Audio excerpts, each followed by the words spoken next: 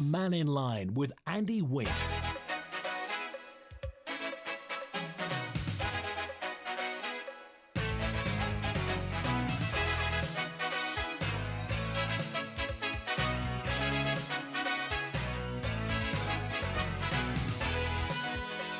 Faster by, good afternoon. The time at Ramsey Baker is 8 minutes past 12. Manx Care yesterday reported 295 positive test results for COVID-19, 269 detected via LFT, 26 via PCR. There are now 1,698 known active cases of COVID-19, 1,586 detected via LFT, 112 via PCR. That's 9 more than this time yesterday. 14 people currently nobles with COVID, 2 more than yesterday. Nobody is in ICU. From the vaccination dashboard, 69,516 first doses have been administered, 66,977 second doses, 51,352 boosters have been administered, and 1,656 third doses. That's a grand total of 189,783 vaccinations having taken place. Shortly, we will be no more figures will be announced on Mannin Line. The government will be stopping issuing a daily bulletin of the figures. So after 2 years, we'll be trusting to what happens. Now, today on Mannin Line, it's the first of many programmes we're going to be doing over the next few months concerning our green future. Where it's going to land us, where we're going to go, how we're going to power things, how are we going to travel, how are we going to live, and importantly, who's going to pay for it. From the Manx Labour Party, Devon Watson is here today, a commissioner, a councillor in Douglas Council. Good afternoon, Faster Mai. Hi, great to be here. Thanks for having me on. And also the leader of the Manx Green Party, Andrew Langan-Newton, is with us. Afternoon. Thank you, Andy. Thanks for the invitation. Good to talk to you both. And first of all, I just want to lead off Andrew Langan-Newton, head of the Manx Green Party. Just tell us, how big is the Green Party on the Isle of Man? We have in the region of 150 members. We've got 5 local politicians. We've ran 12 candidates over the last 6 years. The party's been running for coming up to 6 years. And we're here to contest elections and put forward policies for the future of the Isle of Man. OK, well, I'll ask you straight away. Now, you're unsuccessful in Russian last year. Are you going to be standing? If there's a by-election anywhere, will you be standing? If there was a by-election in Russian, of course, I'm in that constituency, I'd consider it, yeah. But the work is now to do today, not thinking about the future and what future elections. I've got a lot of work to do as a leader of the Green Party, and I'm doing that now. OK, and Devon Watson, when you were elected to Douglas Council, did green issues come up on the doorstep? Yeah, I mean, I think there's a massive disconnect between the sort of conversation you see online and happen in the media and the sort of conversation you have on the doorsteps. Most people I spoke to want to be more environmentally friendly, but it is expensive to be environmentally friendly, so they would like government support to make that happen. And I think a lot of people recognize that there isn't a huge dichotomy that exists between having a decent standard of living and also being more environmentally sustainable. We realize that both of these two objectives can be achieved at the same time.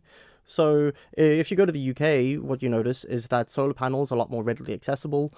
People would like to see grants for double glazing, for home improvements. Italy has just rolled out a really comprehensive program to insulate people's houses. So whilst we struggle with gas prices next winter, the Italians will have a much easier time of doing it because their government was a lot more proactive and sort of forward-thinking with this regard. And I think people would like to see, when you talk to people, they've got ordinary concerns. They would like to see it to be easier to park in Douglas. They would like to see it easier to sort of have alternatives to maybe private car ownership sometimes, so that they aren't competing for very limited road space all the time. I remember the first time you came into Mannin Line Studios, it was on the back of the free public transport campaign. Are you that's still a central part of your political thought? I mean, so here's my feeling on free public transport. What we've seen is £70 million on the ferry terminal, and this was just money that the government was just able to come up with. But free public transport, the amount of money we bring in from bus fares, is about £4.5 million every year, right? So the money is there to pay for it. It's but 0.39% of our government budget would cover the cost of free public transport. That would give the sixth of the population with the lowest incomes access to transport and access to something that would massively reduce their living costs. I myself I rent a room in a house share. I'm not particularly wealthy. I know that I will probably never own a home, along with many other young people in the Isle of Man. And I'd like to see the cost of living reduce over time, and free public transport is one of the ways we can make this happen. Okay, I don't think that we should be punishing car users, and I think this is something that sometimes does happen. I think we should rather be giving people cheap alternatives so people can make that choice themselves. Okay, if you want to talk to Devon Watson or Andrew Langan-Newton, then call 66 13 68. You can email studio@manxradio.com if you want to pass a comment. You can WhatsApp as well. You can text. So, Andrew Langan-Newton, everything is about labels these days. Are you green, environmentally friendly? How would you describe yourself as a politician? The principles of the Green Party, my role as the leader of the Green Party is to encapsulate them in the policies that we put forward to the future. And the core of the party is the future of the Isle of Man, the sustainable future of the Isle of Man.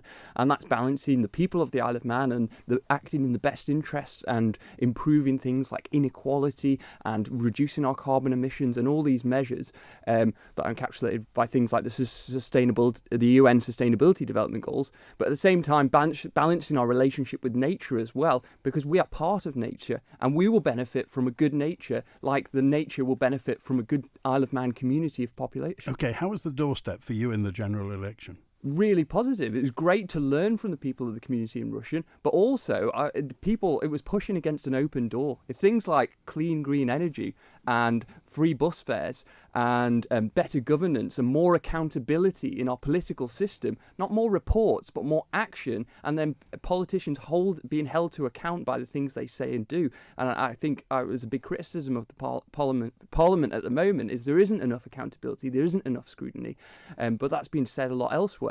But certainly things like renewable energy, pushing against an open door. Okay. Now, if you want to get in touch, by all means, call. We've got lots of people who want to have a chat. First of all, Julian's with us on Mannin Line. Hi, Julian. You're live with Devon Watson Andy. and Andrew Langan-Newton. Hello. Nice to see you. I'll talk to you, Andy. I'd like to speak to the other Andrew, please. Hello, Andrew. Hi. Good afternoon. Hi, Julian. Sorry. Yeah, it's all right, yeah. I noticed that you participated at the United Nations Graduate Study Programme in Geneva in 2012, if I'm not mistaken, which I think was aimed at to train and develop future global decision makers with an emphasis on sustainability and digital governance. And I think after that you became the treasurer for a while of the United Nations Association of the Isle of Man. Then after that, I noticed in 2019, the United Nations signed a partnership agreement with the World Economic Forum in order to, and I quote, accelerate the 2030 agenda for sustainable development. So my question to you is there any member of the Isle of Man Green Party who has or is receiving any kind of support or guidance from the United Nations or the World Economic Forum?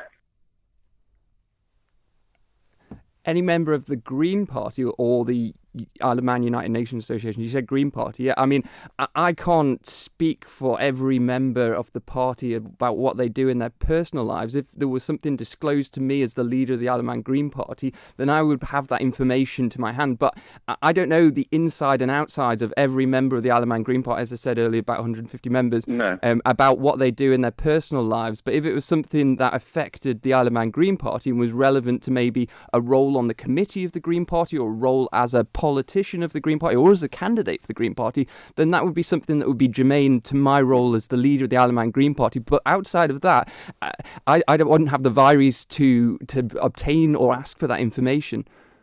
No. So you don't have any sort of communications or correspondence with the United Nations or the World Economic Forum based on when you were doing the study program at the Geneva study program? Well, I mean, that would be about me rather than about the members of the Green Party. So I don't have any direct correspondence. There's people on the Isle of Man who work on various different United Nations projects or things relating to the Sustainability Development Goals. But I don't have any direct knowledge about that, and I'm not involved with the Isle of Man United Nations Association anymore. I was a member of the committee for I think like 8 years or 9 years. Okay, Julian, what's behind the question? No, just interested to know, the sort of the Isle of Man's autonomy, really, from sort of external policies and things, just to see if there's any kind of guidance or whatever coming from this type of thing, just to sort of see how we're going forward politically and, with all the green thing. You're not a UN puppet, are you, Andrew Langan-Newton? Good policy is good policy. Let's adopt it. I mean, does it come tainted by something concerning or nefarious? It's like, if there's good policy that applies to the Isle of Man, let's adopt it and make it relevant to the Isle of Man. Right. So, of the policies that the WEF and the United Nations are pushing forward, what would you say, if you could encapsulate that, what would you say are your takeaways, like the bullet points, if you like? Well, I don't have them before me. If you're able to quote some to me, and I can indicate whether they sound like attractive policies for the Isle of Man on a prima facie description. Yeah, I mean, the things that were mentioned were things like sustainability of health and food, and digital governance. Digital governance, I assume, means to make things easier for people, in theory, to pay for things and be smart metering, I suppose, where there's a sort of a two-way control to sort of control how electricity is meted out around people, I suppose. I mean, it's difficult for me to argue against things like that. They sound attractive, and we are certainly doing work about, for example, you're talking about smart meters. Smart meters are great for shifting demand. When you've got low demand, but you've got a high generation, like the middle of the night, and you want to shift demand, like charging electric vehicles, great to put it over the night. And earlier in the day, when you've got critical demand, you've got people who really need stuff to run their lives, but they're getting their price is increasing because electric vehicles are charging at that time. If we can shift the demand to low demand and leave the critical stuff for reduce the demand at that time, it means cheaper costs for consumers. That's good for the Isle of Man. Okay. All right, Julian, we have to leave it there, but thanks for calling today. We've got lots more people to get to, including Howard, who's live. Howard, you're live with Devon and Andrew. Oh, hi, Andy. Thank you. It's a question for Devon, please, as he is part of the Douglas Town Council. The talk all the time of the Green parties and the Green agendas is largely centred around private housing, individual properties. Now, what has the council got in mind at any time in the near future, which they're talking about because of the gravity of the situation, emergency and everything? What plans have they got for introducing solar panels, heat pumps, as opposed to they're retrofitting now gas boilers, taking out the oil boilers, and both your people in the studio today are hard-nut green fans. Now, Devon Watson is a councillor, and he has the ability to put this forward at council meetings. Did they put or did they propose on the new flats in Peel Road to have any form of solar panel heating within the building? The new houses or flats, whatever they are, that's going up in Willesden, are there any proposals for that? And what proposals do they have for, as they're going to be doing away with the new new diesel and petrol cars, what facilities are the council proposing to put into the new builds, etc., for electric vehicle charging? Okay, these are a lot of really good questions. Please remind me if I end up missing anything out. So because we aren't like a council in the UK, we've got very little ability to sort of provide funding toward private households. This is something that will be done through central government. But I know in a personal capacity, I am very keen on pushing central government to propose exactly what you're asking for, such as solar panels, heat pumps, and provide these grants to homeowners. I think putting all of the costs of a green transition on householders and on middle class and working class families isn't the way of going forward. I think that sharing some of those costs and allowing people to generate the benefits of having those savings long term. But what we can talk directly about is what are we doing with regards to our own internal properties. So the properties on Peel Road, for example, are done to the highest standards of energy insulation and energy efficiency. So the tenants within those buildings are largely going to be insulated from rising costs. And this is great because often these are the people who are most vulnerable. So they're receiving the direct benefits, and the council will also see lower costs in the fact that, so if you've got a decent PIV unit, you get like less condensation. PIV meaning? A positive input ventilation. So essentially what it means, it's a relatively cheap fix that you can put in that allows you, it creates pressure within inside the building so that when windows and doors are opened, the moisture goes out. I'm not really sure on the exact technicals, but essentially what it does is it means that long-term costs, long-term damp and mold are issues in some of our older housing stock. So we're hoping to create new council houses that sort of deal with a lot of these maintenance costs. Before you go any further, now, those Peel Road, one wall, the outward-facing wall, not the road, but that's south-facing. Why didn't the council put solar panels on that south-facing wall? So this is something I'm deeply passionate about. So the council has applied. So the council is largely self-financing. And essentially what we do is we go out to a private bank and we take out a loan to do this.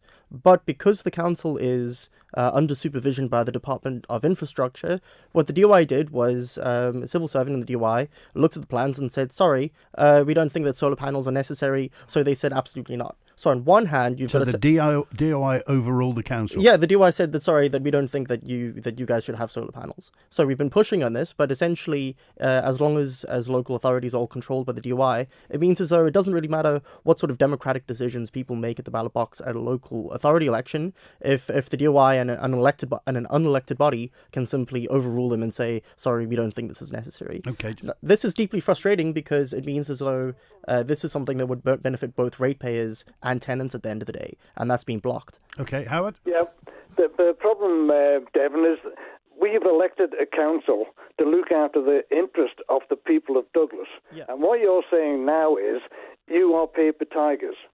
And as Andy's just said, that would have been an ideal place just for internal warmth, heat, for solar panels on the roof. But the council has a stock of, well, you're going into thousands of houses, and they're the council's property, and you are charging a rent on a house for a centrally heated house. Now, would it not be prudent to try and reduce the cost overall by putting solar panels on the roofs of a lot of the council houses? Exactly, yes. Yeah, so this is something that I'm sorry, Howard, to get a bit excited about this, because this is something that I'm one of the few councillors who's really, really keen on this. This was in my manifesto. This is something that on the doorstep people are really keen on. So my big objective is to try and see as many of our 2.3 thousand council houses get solar panels on their roofs as quickly as possible. And what we've seen is the council, I'm not saying the council's a paper tiger, what I'm saying is that there are limits to its effectiveness, because sometimes a lack of imagination in central government can block more innovative actions from local authorities, which means as though I'm going to have to spend the next few years lobbying, and the rest of the council going to spend a lot of few years lobbying and pushing for this. But essentially what this means is we're going to need funding, and hopefully what we can use is we can use some funds from the Climate Change Transformation Fund. But whilst councils in the UK get a lot of support to make these sort of common sense win-win energy fixes, the current policy is on the Isle of Man that when we asked last year for this, we said, sorry, local authorities must be funded solely through rates. We can't get access to these funds. These funds will go to internal government departments. So you could have access to some of that £42 million. Yeah, I mean, I've got a lot of skepticism around this £42 million, and please note that I'm not a representative of the council here, right? I'm not sort of speaking on behalf of the council. I don't hold a leadership position within there. But personally, I've got skepticism there, because what we've seen is a reduction in funding from other initiatives, such as Mannin has seen their funding cut from 2019 levels, down from 19 million down to 10 million. And what was implied during the budget discussion in Tynwald is that money will come out the 42 million. So that 42 million is greatly exaggerated. Often it is projects that are already existing. This allows the government to say it's spending 42 million pounds on climate change, but a lot of this will go toward funding pre-existing projects. So I've got my own frustrations there toward the way we allocate resources. Okay, Howard? Yep. Now, just as I say, with the new builds is going up, and the eventual progress of the elimination of petrol diesel cars, what is the standing for the town council for introducing dedicated charging points in the parking areas? The likes of Anacor up here, there's no dedicated car parking areas, so even if they did put a charging point for somebody who had an electric car, there's no guarantee they're going to get on it. No, I completely agree with you. So what we have done is, at least in the Peel Row flats and the new flats going up in Williston, there are new flats being built in sort of Spring Valley or being redeveloped. I think there are plans to create car parking charge, electric car charging places. And I know that even within our council car parks, electric car chargers are being installed. So progress in this is underway. But for people in the States, I think this is something that we need to start looking at. So we need to partner with both private industry to get the sort of pod points that you see in the prom sort of expanded. And secondly, when I was in London recently, I ended up seeing using our streetlight infrastructure being used to help power cars. So I think it's one of those things where we need to start looking at these, but this will require money at the end of the day, and money the council doesn't always have access to. But I think that this is something that we should be lobbying for, so that local authorities and particularly people within the states, and particularly like sort of local town residents, can get access to these sort of like win-win projects. Okay. All right. Thanks, Howard. Okay, thanks, Andy. Appreciate that. Thanks very much. And Devon Watson, if you could just very briefly, I noticed, just going back to this thing about the DOI, if you like, holding the purse strings. Now, you said in one of your manifesto commitments, democracy in the Isle of Man was built on a council that held the central government accountable. The role must be reclaimed. What do you mean by that? So, I mean, initially, I think whether you love me or hate me, is that I've used this platform as a way of pushing for broader government reforms, such as using council to say, okay, minimum wage and living wage should be aligned, and we've adopted internal policies that have sort of bring us up to sort of living wage standards, and this has been something that's been mimicked across other local authorities. So this is something I'm quite happy about. But I think that local authorities should be playing a much larger role, and local democracy should be used as a role of holding larger government to account. But this is something that we do need to, we've got internal problems within the council we need to fix. We've got internal reforms that we need to get started with. So I think that these are dual roles that councils and local authorities need to be engaging in. But if I can talk to the public very briefly, one thing that I did notice is that everybody is frustrated with local government and everybody is frustrated with central government, but a lot of people assume that it's someone else's job to fix it. Most local authority elections around the Isle of Man are not contested. The last two callers we had, I don't agree with them on everything. I listened to online, but a lot of them would be really good to see in local government because they've got innovative solutions, they think about problems, and they're willing to like sort of push the way things move forward. I'd like to see more people stand and run, and I'd like to see local authorities reclaim that role. Okay, Andrew Langan-Newton, leader of the Green Party. So what brought you to the Green Party? Was it politics in general or green issues?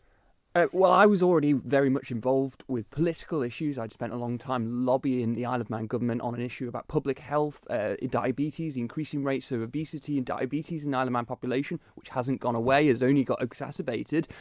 So I was lobbying, and then I saw actually to have real impact, to have real change, one individual can just get bogged down. They can lose their voice. But if we work together as a community of shared interest and shared vision, creating a political party, then that can bring about real change. That can give the people at the ballot box an option. I was already a member of the Green Party in England and Wales. I'd lived in England for a university, came back to the island, and that's what I wanted to do. It's like I couldn't change the things that I wanted to change, but by working with other people together, we could have a bigger impact. Okay, the time with Ramsey Bakery, it's 12:30 midday. First of many programmes we're calling Green Future on Mannin Line, talking to Devon Watson, a Manx Labour Party councillor in Douglas Council, and to Andrew Langan-Newton, the leader of the Green Party. There'll be many more of these next week. Paul Wetherall, chair of Liberal Mannin, is along with Laurie Hooper, the leader. We're talking about our green future, and if it's something you'd like personally to participate in the future, by all means do get in touch. How much income will you need in retirement? £10,000 per year? £25,000? £50,000? At Moore Stephens Financial Services, we'll create a personalised lifetime retirement matrix to project whether your plans are in line with reality or just a pipe dream. If they are just pipe dreams, we can show you how to get them back on track. Moore Stephens Financial Services. Here today, planning for tomorrow. Moore Stephens Financial Services Limited is licensed by the Isle of Man Financial Services Authority. There's only one name you need when it comes to scrap.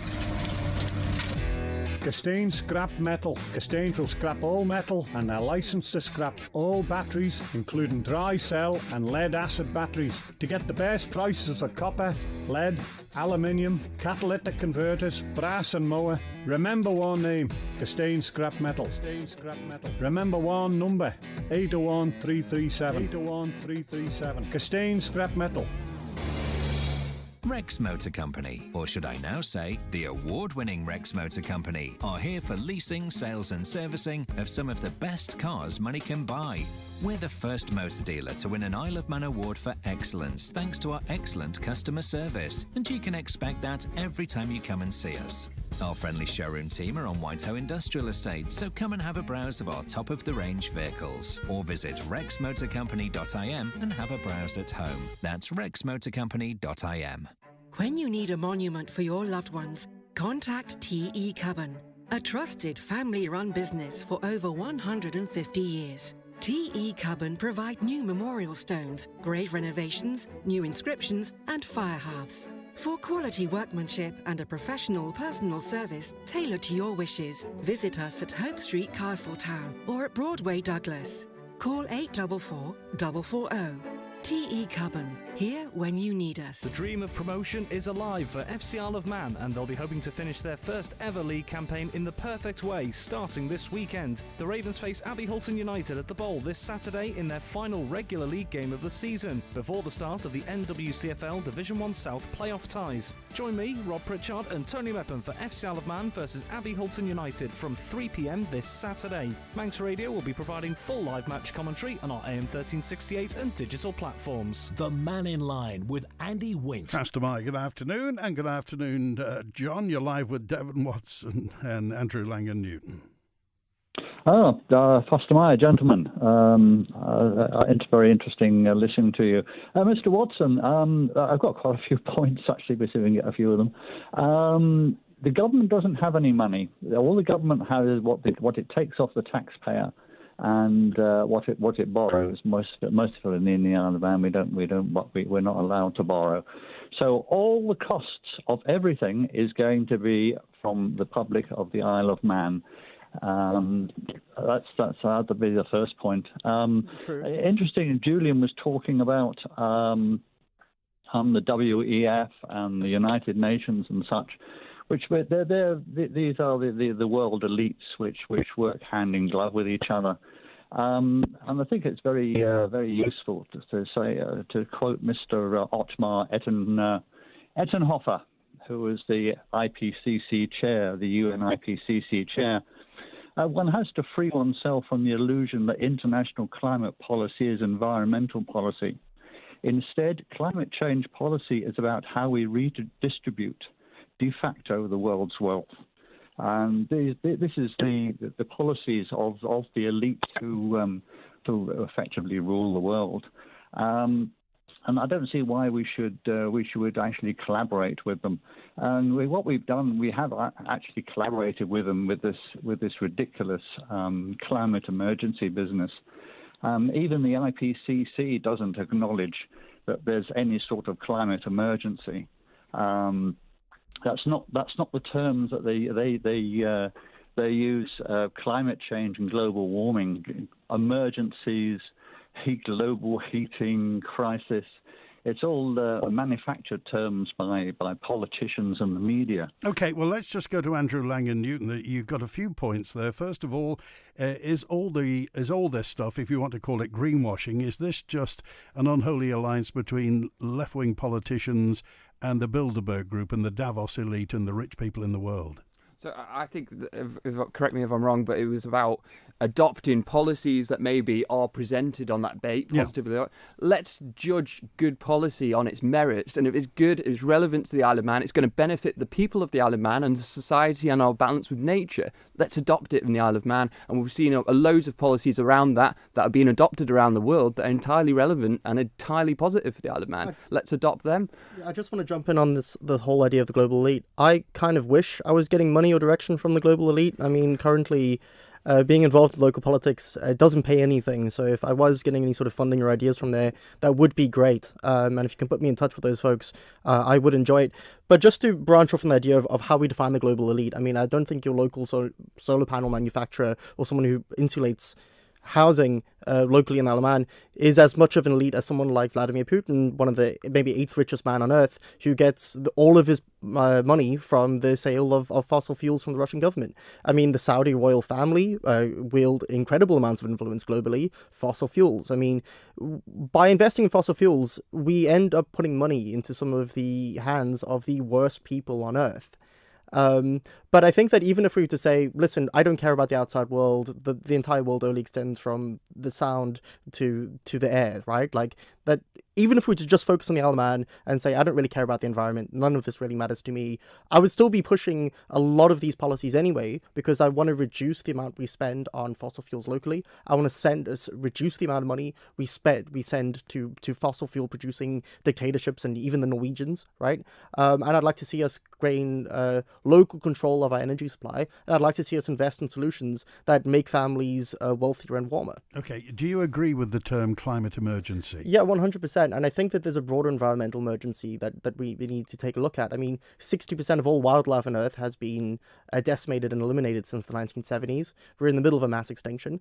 And even when you look at like the broader sort of environmental catastrophe that we're in is, to branch off slightly, like male fertility has been falling consistently for 30 years, and now microplastics are being found in human blood and in human sperm, right? So it's one of those things where we can think, okay, it doesn't affect us, but it does, right? Our environmental policies and overconsumption hits ordinary people hard, and this is going to be we called the Romans back in the day idiots for like, I can't believe you had lead pipes. But today, the amount of plastic that's floating around in our bloodstreams and in our food is hitting us hard. Okay, Andrew Langan-Newton, do you agree with the term emergency?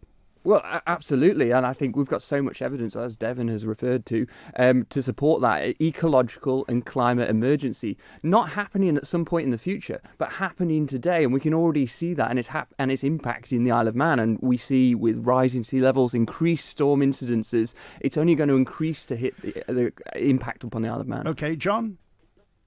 No, I'm sorry. You're telling porkies.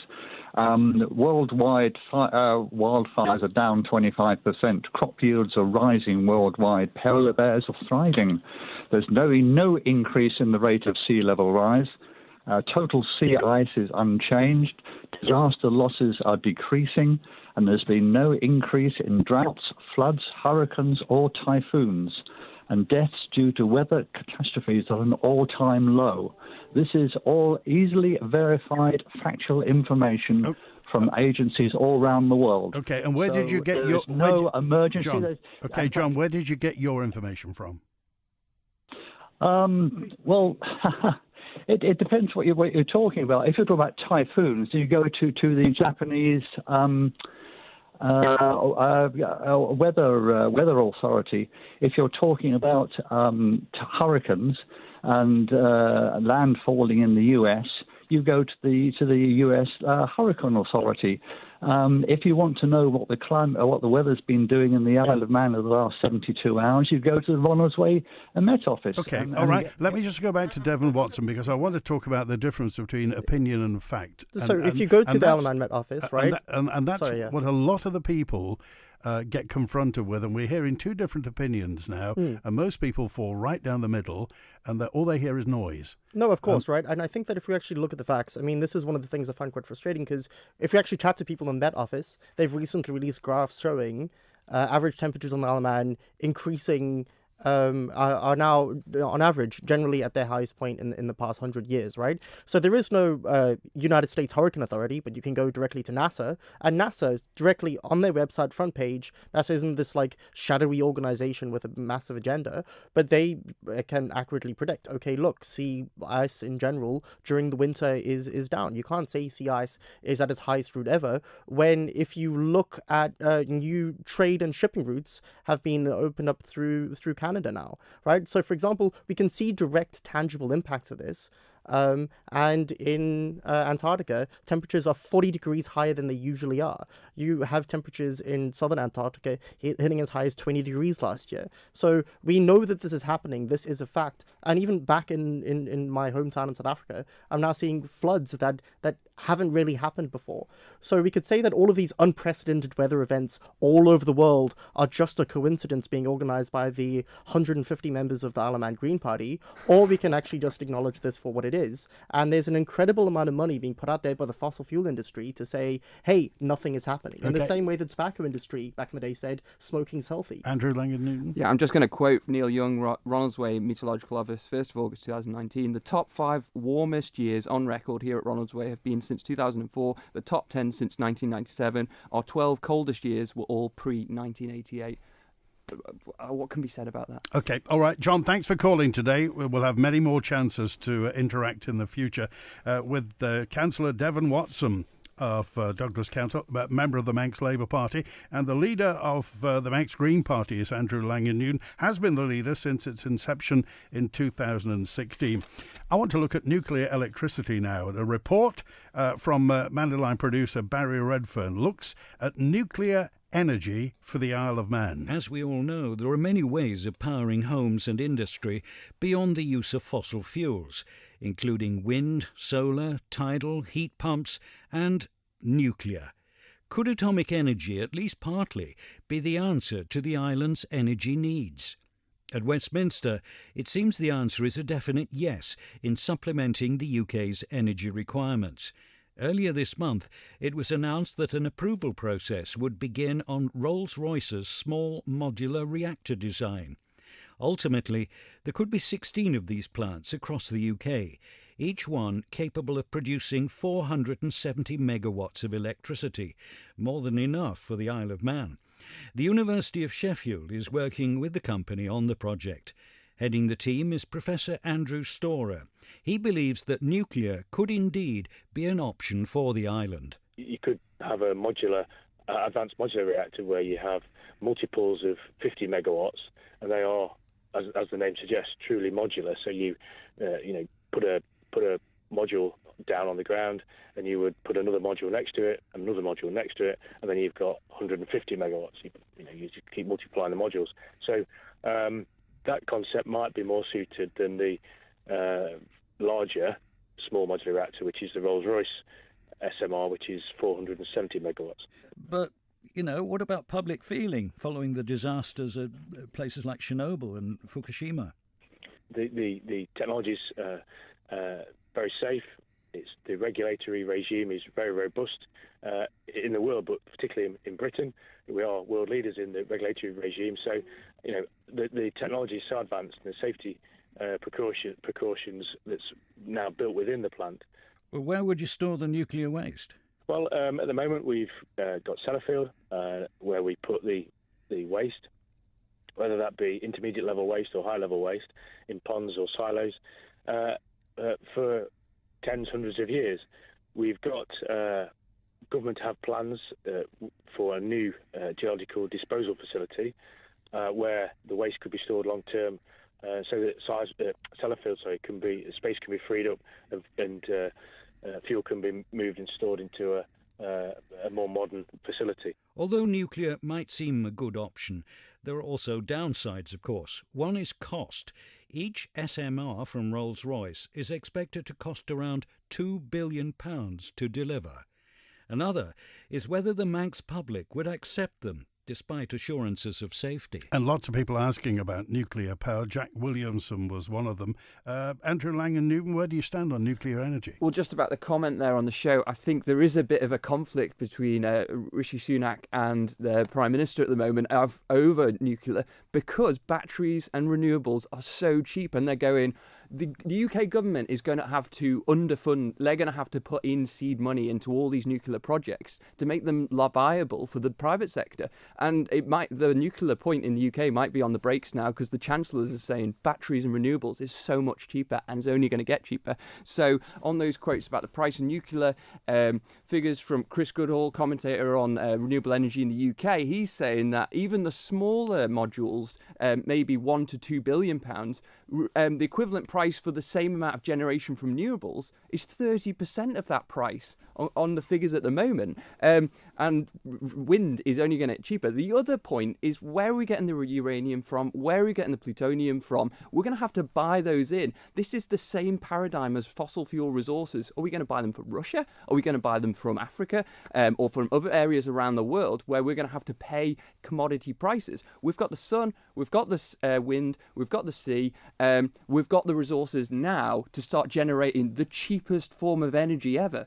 Okay, Devon Watson, nuclear power. I've got a bit of mixed feelings on nuclear power. I think Andrew makes some really, really good points on this. I also feel as though, at least for baseload generation capacity, particularly in the UK, I think that larger jurisdictions should absolutely be exploring nuclear power as a way of providing an alternative to coal and gas, particularly as new fusion reactors come online, particularly in the future 10, 20, 30 years down on the line. Nuclear power will get cheaper if we put the right amounts of investment, and safer as we put the right amounts of investment. But the same issues with sort of acquiring resources and the fact that renewables are particularly viable. So I think that if we look at like where, for example, let's think of one of the least environmentally friendly governments on earth, the Chinese. They're scrapping a lot of brand new nuclear projects and they're moving toward wind and solar and hydroelectric and even tidal power. And why are they doing this? Are they doing this because they're environmental activists? I don't think anyone would say the Chinese are particularly environmentally friendly, but they're doing it because it's cost effective. So we need to find the most cost effective way for taxpayers here. But I'd be open to exploring it. Chris, you're live on Mannin Line. Hi, Chris.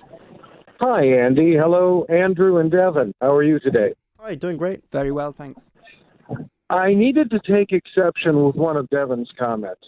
He said that the U.S. does not have a hurricane authority. That's entirely incorrect. We have the National Oceanographic and Atmospheric Administration, which has a central hurricane office in Mobile, Alabama. And according to their statistics, not my opinion, the number of landfalling hurricanes and the severity of those hurricanes has diminished over the last 30 years, not increased. We don't have more severe storms, at least not on this continent.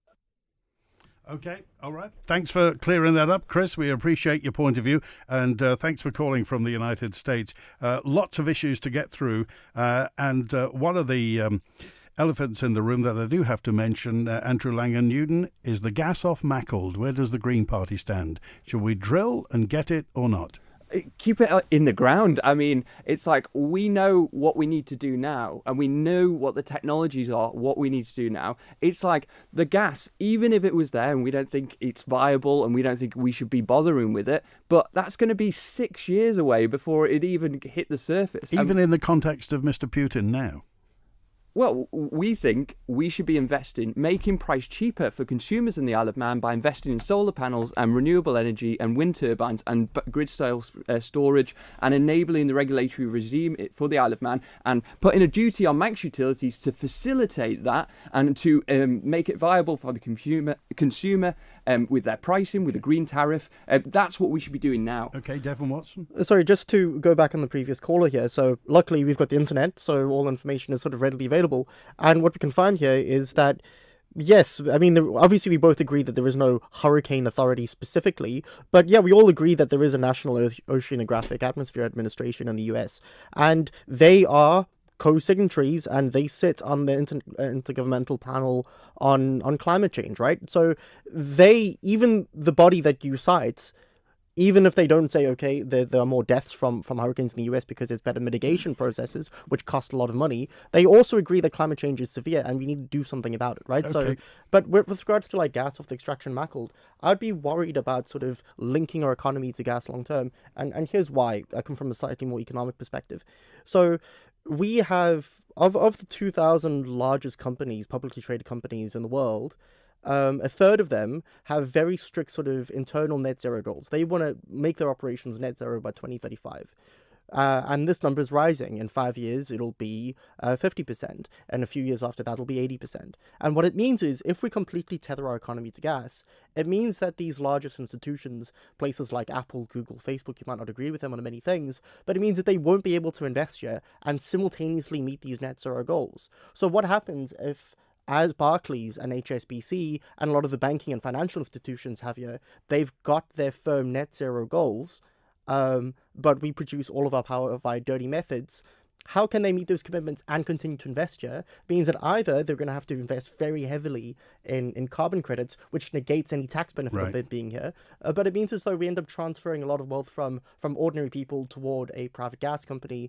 And it still means as though when there's international price shocks like we've seen with Ukraine and Russia, prices are still going to rise for people over here because the price of gas is determined by the international market, not the local market. Okay, we're with Devon Watson and Andrew Langan-Newton. Back to wrap up in just a few moments. Hi, Jane. We must get that lunch we keep talking about. How about tomorrow? Great idea. Oh, I know this great place, Port St Mary Golf Pavilion. I was there for a birthday party the other day. The food is fantastic. Oh, yeah. I was there on Sunday for the carvery. They've done it up really nicely. Did you try the homemade cakes? Wow. Yes, I did. They're definitely worth the calories. Talking of calories, I'm off to the gym. I'll do extra to make up for that cake we're going to have. For menus and opening hours, visit psmpavilion.im. If your business buys professional indemnity or directors' and officers' liability insurance, you'll be well aware that premiums are rising and cover is being reduced. Aon can talk you through the different exclusions to help you get the best deal. We're one of the largest international insurance specialists, and we're here to help. Call 692 400. Aon Isle of Man Limited is registered with the Isle of Man Financial Services Authority as an insurance intermediary in respect of general business. Blackford Financial Services in Ramsey and Douglas. Blackfords are here to help make life simple as we guide you through the important financial stages in life, from helping you on your first mortgage right through to planning for your well-earned retirement. Our philosophy will help you live for today but plan for tomorrow.